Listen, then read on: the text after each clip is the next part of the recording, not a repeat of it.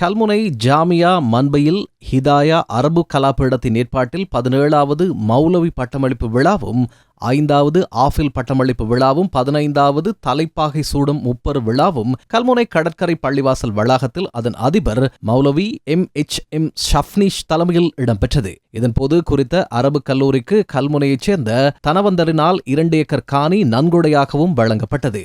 மட்டக்களப்பு மாவட்டத்தில் தமிழர்களின் பாரம்பரிய விழுமியங்களையும் அவர்களின் வாழ்க்கை நடைமுறைகளையும் பிரதிபலிக்கும் வகையில் போரத்தீவு பற்று பிரதேச செயலகத்தின் பொங்கல் விழா இன்று இடம்பெற்றது. பறை முழங்க நெற்கதிர் ஊர்வலமாக கொண்டுவரப்பட்டு அவை அரிசியாக்கப்பட்டு பொங்கல் பொங்கியதோடு கலை நிகழ்வுகளும் இடம்பெற்றன.